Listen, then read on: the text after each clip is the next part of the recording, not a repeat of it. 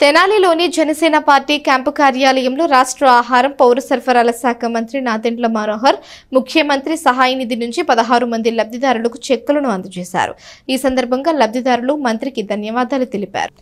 ఆర్థిక స్తోమత లేని వారు తమ ఆరోగ్య పరిరక్షణకు తీసుకున్న వైద్య సదుపాయం నేపథ్యంలో ప్రభుత్వం నుంచి ఆర్థిక సపోర్ట్ ఇచ్చే విధంగా ముఖ్యమంత్రి సహాయ నిధి నుంచి 16 మందికి 14,45,642 రూపాయలను చెక్కుల రూపంలో రాష్ట్ర పౌర సరఫరాల శాఖ మంత్రి నాదెండ్ల మనోహర్ లబ్ధిదారులకు అందజేశారు.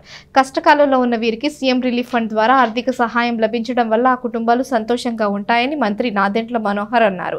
ఇంతకు ముందు కూడా 22 లక్షల రూపాయలకు పైగా సీఎం రిలీఫ్ ఫండ్ ని లబ్ధిదారులకు అందించినట్టు మంత్రి తెలియజేశారు. మొత్తం మీద ఈ 11 నెలలలో 134 మందికి 1,78,00,000 రూపాయల మేర ముఖ్యమంత్రి సహాయ నిధి నుంచి లబ్ధిదారులకు అందించినట్లు పౌర సరఫరాల శాఖ మంత్రి నాదెండ్ల మనోహర్ తెలిపారు.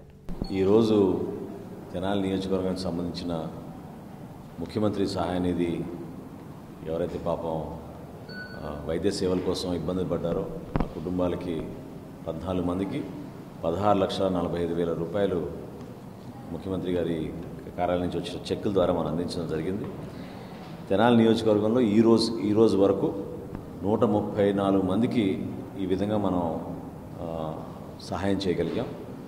టోటల్గా మనం ఇప్పటివరకు 11 నెలలు పూర్తవుతున్న సందర్భంగా 1,78,00,000 రూపాయలు వీళ్ళకి ఆర్థికంగా ఈ కుటుంబాన్ని మనం ఆదుకోగలిగాం. ఈ సందర్భంగా గౌరవ ముఖ్యమంత్రి చంద్రబాబు నాయుడు గారికి, ఉప ముఖ్యమంత్రి పవన్ కళ్యాణ్ గారికి ప్రత్యేకంగా ధన్యవాదాలు. ఎందుకంటే గతంలో పాపం ఎవరైతే ఇబ్బంది పడేవాళ్ళో వైద్య సేవల కోసం మధ్యతరగతి కుటుంబాలు, చిన్న కుటుంబాలు వీళ్ళందరికీ కూడా ప్రైవేట్ హాస్పిటల్స్, కార్పొరేట్ హాస్పిటల్స్లో విపరీతంగా బిల్స్ రావడంతో అనేక ఇబ్బందులు గురవుతున్నారు. వాళ్ళందరికీ కూడా ఈ అవకాశం ద్వారా సీఎంఆర్ఎఫ్ అంటే గౌరవ ముఖ్యమంత్రి గారి పేరు మీద ఉన్న ముఖ్యమంత్రి సహాయ నిధి ద్వారా వాళ్ళకి చెక్స్ అందించి 1,78,00,000 రూపాయలు ఇప్పటి వరకు మన తెనాలి నియోజకవర్గంలో 134 మంది లబ్ధిదారులకి ఈ విధంగా మనం అందించగలిగాం. భవిష్యత్తులో కూడా దయచేసి మీరు అప్లై చేసుకుంటే 10 రోజుల్లోనే మీకు ఆ కార్యాచరణ అంతా పూర్తయి ఒక పక్కా విధానంలో మీ అందరికీ కూడా సహాయం అందించడానికి ఇది ఒక గొప్ప అవకాశం. అందరినీ కూడా సద్వినియోగం చేసుకోమని మనస్ఫూర్తిగా మరొకసారి